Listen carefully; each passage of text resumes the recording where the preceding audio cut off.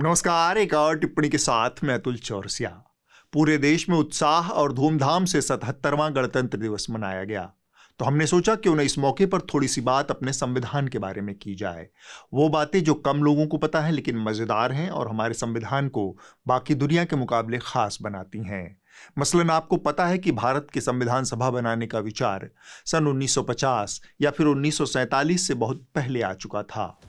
क्रांतिकारी और आजादी के सिपाही एम.एन. रॉय ने 1934 में पहली बार संविधान सभा बनाने का विचार प्रस्तावित किया था, जिसे एक साल बाद 1935 में कांग्रेस ने अपनी आधिकारिक मांग बना लिया। भारत के संविधान को उधार का थैला भी कहा गया, क्योंकि इसमें विभिन्न देशों के संविधानों में मौजूद बेहतरीन प्रावधानों को लिया गया है। मसलन ब्रिटेन के संविधान से मंत्रिमंडल प्रणाली और द्विसदनीय प्रणाली, संयुक्त राज्य अमेरिका के संविधान से राष्ट्रपति पर महाभियोग, सुप्रीम कोर्ट और हाई कोर्ट के जजों को हटाना, न्यायपालिका की स्वतंत्रता को लिया गया। यूएसएसआर यानी वर्तमान रूस के संविधान से मौलिक कर्तव्य और न्याय के आदर्शों को उठाया गया। कनाडा के संविधान से संघवाद, जहां केंद्र और राज्य के अधिकार और सुप्रीम कोर्ट का क्षेत्राधिकार तय होता है। आयरलैंड के संविधान से राज्य के नीति निर्देशक सिद्धांत, राष्ट्रपति के चुनाव की विधि ली गई। और फ्रांस के संविधान से गणतंत्र की अवधारणा, प्रस्तावना में स्वतंत्रता, समानता और बंधुत्व के आदर्श लिए गए। जर्मनी के वीमर संविधान से आपातकाल के दौरान मौलिक अधिकारों के निलंबन का विचार उठाया गया। दक्षिण अफ्रीका के संविधान से संविधान में संशोधन का प्रावधान लिया गया। जापान के संविधान से प्रोसीजर एस्टैब्लिश्ड बाय लॉ की अवधारणा को उठाया गया। भारत का संविधान न तो प्रिंटेड है और न ही टाइप किया हुआ है। यह एक कलाकृति सरीखा है, जिसे हिंदी और अंग्रेजी दोनों में हाथों से लिखा और कैलीग्राफ किया गया है। प्रेम बिहारी नारायण रायजादा ने हाथ से इसे लिखा। राम मनोहर सिन्हा और नंदलाल बोस सहित शांति निकेतन के कई सारे कलाकारों ने हाथ से लिखे इस भारतीय संविधान के हर पन्ने को सजाया है। दुनिया के सबसे बड़े लोकतंत्र के रूप में पहचान रखने के अलावा भारत का संविधान दुनिया का सबसे लंबा और लिखित संविधान भी है। इसमें 1,17,369 शब्द हैं। दूसरी ओर मोनाको का संविधान सबसे छोटा है, जिसमें 3,814 शब्द हैं। भारत के संविधान की मूल प्रतियां भारत की संसद के पुस्तकालय में विशेष हीलियम के बक्सों में संरक्षित हैं। इसके बनने से लेकर लागू होने तक कुल 64 लाख रुपए खर्च हुए। भारत का संविधान बनने में कुल 2 साल 11 महीने और 18 दिन लगे। इसके पहले मसौदे में 2000 संशोधन किए गए। 24 जनवरी 1950 को संविधान सभा की अंतिम बैठक के समय संविधान में 395 अनुच्छेद, 8 अनुसूचियां और 22 अनुभाग थे। वर्तमान में यह बढ़कर 470 अनुच्छेद, 25 भाग और 12 अनुसूचियां हो गई हैं। संविधान के मसौदे पर संविधान सभा के 284 सदस्यों का हस्ताक्षर है। डॉक्टर भीमराव अंबेडकर को भारतीय संविधान का मुख्य वास्तुकार और संविधान का जनक माना जाता है। भारतीय संविधान को लिखने की प्रक्रिया में उन्होंने लगभग 60 देशों के संविधानों का अध्ययन किया। भारत के पहले राष्ट्रपति डॉक्टर राजेंद्र प्रसाद भारतीय संविधान पर दस्तखत करने वाले पहले व्यक्ति थे और संविधान सभा के सदस्य फिरोज गांधी ने इस पर सबसे आखिर में दस्तखत किया। न्यायपालिका यानी सुप्रीम कोर्ट भारतीय संविधान और संवैधानिक संशोधनों की अंतिम निर्णायक और व्याख्याकार है। यहाँ हमने अपने संविधान से जुड़ी कुल 13 दिलचस्प जानकारियां आपसे साझा की। यहाँ हमारा एक सवाल आप लोगों से भी है, इनमें से कितनी बातें आपको पहले से पता थी? जाहिर है हमारे संविधान से जुड़ी ऐसी बहुत सारी रोचक और अहम बातें हैं। हर भारतीय को अपने संविधान से जुड़ी इतिहास और महत्व के बारे में ज्यादा से ज्यादा जानना चाहिए। आप इस महान पुस्तक की रचना से जुड़े जितने ज्यादा अनजान तथ्यों और चुनौतियों को जानेंगे, उतना ही आपको अपने संविधान पर गर्व होगा। अब हम आगे बढ़ते हैं। बनारस का विकास हो रहा है। इस विकास की प्रक्रिया में बनारस का रस निचोड़ा जा रहा है। इतना कि घाटों की सीढ़ियां हाँफ रही हैं, दीवारें गिर रही हैं और इतिहास मलबे के नीचे अपनी तारीखें ढूंढ रहा है। ये तस्वीरें बनारस के मणिकर्णिका घाट की हैं, वही घाट जहां सदियों से जीवन और मृत्यु आमने सामने बैठते आए हैं। घाट को सुंदरीकरण के नाम पर ध्वस्त किया जा रहा है। सदियों पुराना इतिहास मलबा बनकर जल समाधि ले रहा है और परंपरा चुपचाप जमींदोज हो रही है। लेकिन आज काशी की आत्मा रो रही है। वो कह रही है कि विकास के नाम पर विरासत को मिट्टी में मिलाया जा रहा है। सुविधा, सौंदर्यीकरण और आधुनिकता के नाम पर काशी की आत्मा को भारी भरकम मशीनों से टुकड़े टुकड़े किया जा रहा है। लोगों का आरोप है कि 250 साल पुराने मंदिर तोड़े गए, बिना किसी सूचना के ध्वस्तीकरण शुरू कर दिया गया। इस तोड़फोड़ को देखकर यह सवाल उठता है कि क्या सरकार मणिकर्णिका जैसे प्राचीन घाट को उसके मूल रूप में संजो नहीं सकती थी? जवाब बिल्कुल सीधा है, हाँ, बिल्कुल किया जा सकता था। एक होता है संरक्षण और एक होता है पुनर्निर्माण। संरक्षण का अर्थ होता है प्राचीन भवनों, सड़कों, गलियों, मंदिरों का जस का तस उसके मूल प्राचीनतम रूप में संरक्षित करना। यह बात साफ है कि इस सरकार का संरक्षण में कोई यकीन ही नहीं है। यह जमीन को समतल करके नए सिरे से निर्माण में यकीन रखती है, भले ही उस चक्कर में उसका ऐतिहासिक रूप और महत्व खत्म हो जाए, नामो निशान मिट जाए।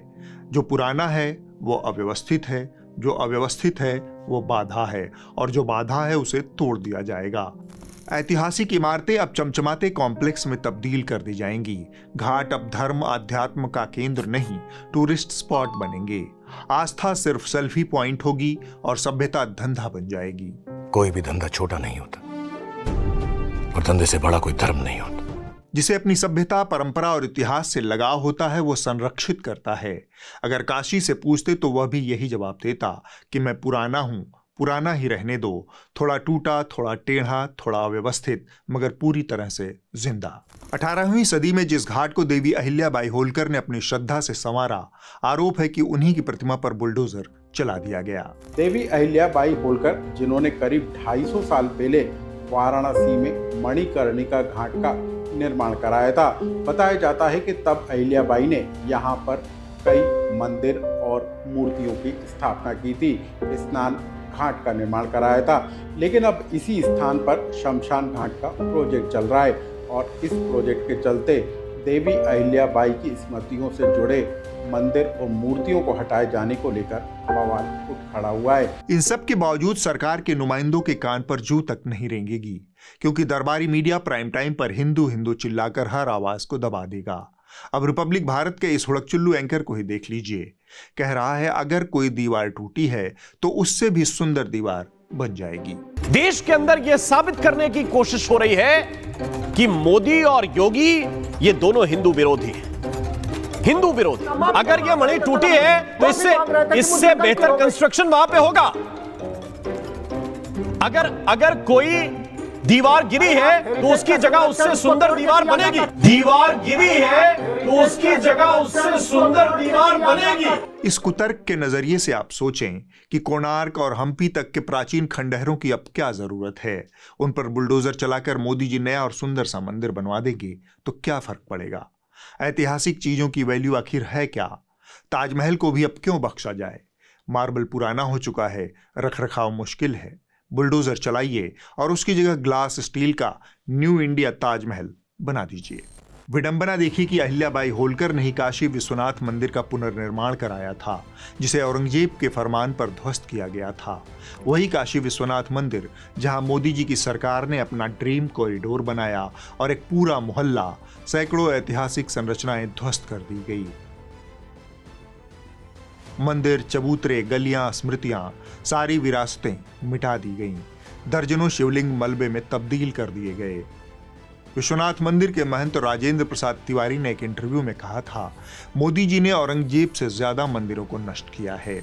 पर किसी के कहने से क्या होता है, मोदी जी तो गंगा पुत्र हैं। माँ गंगा ने मुझे गोद लिया है और माँ के जाने के बाद मुझे भाव और ज्यादा तीव्र हो गया है।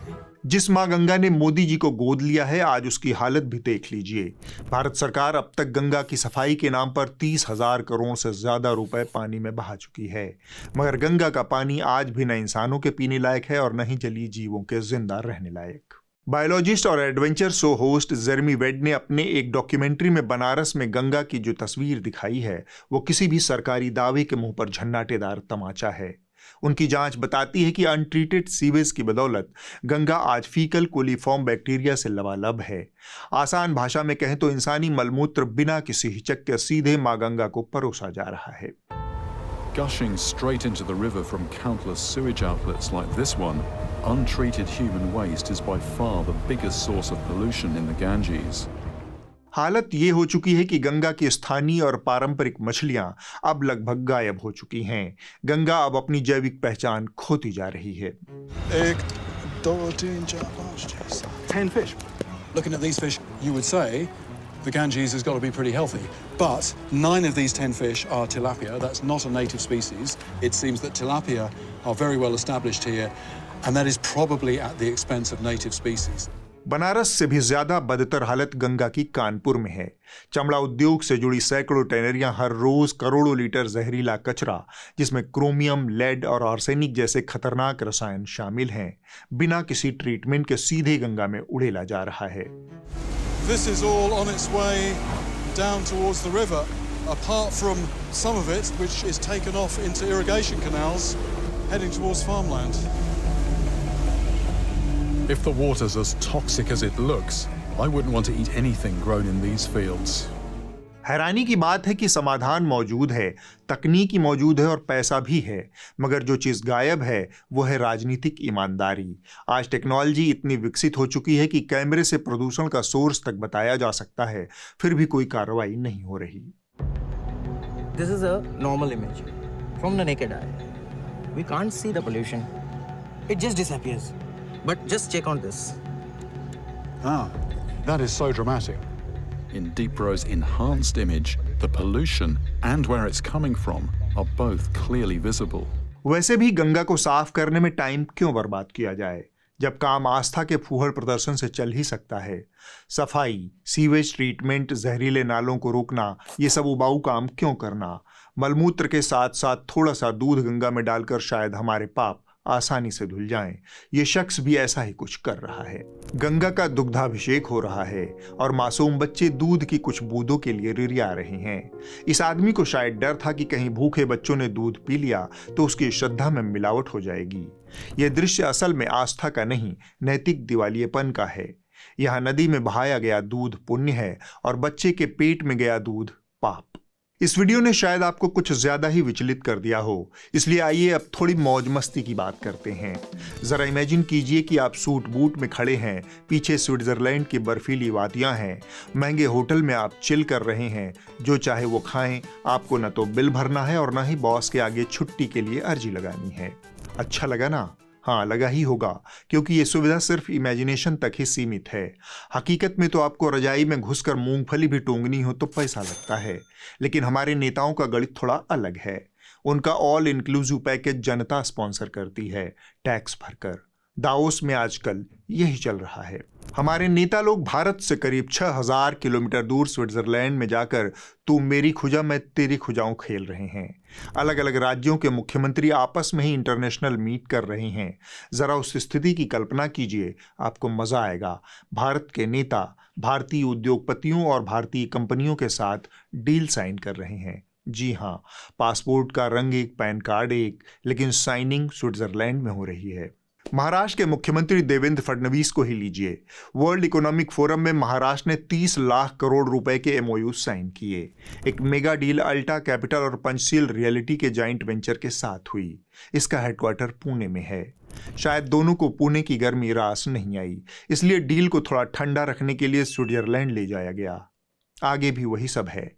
मुंबई स्थित टाटा हो या रिलायंस या फिर अहमदाबाद स्थित अडानी, सब के सब दावोस में एमओयू साइन करने पहुंचे। यही नहीं, अभी और सुनिए। Real estate company Lodha developers limited ने महाराष्ट्र सरकार के साथ डेटा सेंटर पार्क बनाने के लिए 1 लाख करोड़ रुपए के निवेश का समझौता किया। अब मजेदार बात यह है कि लोढ़ा डेवलपर्स के फाउंडर मंगल प्रभात लोढ़ा हैं, जो कि महाराष्ट्र सरकार के ही कौशल विकास मंत्री और भाजपा के विधायक हैं। और जब यह सब चल रहा था तब हमारे मीडिया वाले भाई बंधु क्या कर रहे थे? वो जो कर रहे थे उसे देखकर हम कह सकते हैं कि अगर यह सब थोड़े दिन और जारी रहा तो फिर हमारे मीडिया को पब्लिक इंटरेस्ट जर्नलिज्म करने से कोई रोक नहीं पाएगा और यह दुनिया के प्रेस फ्रीडम इंडेक्स में हरहरा कर ऊपर चढ़ जाएगा।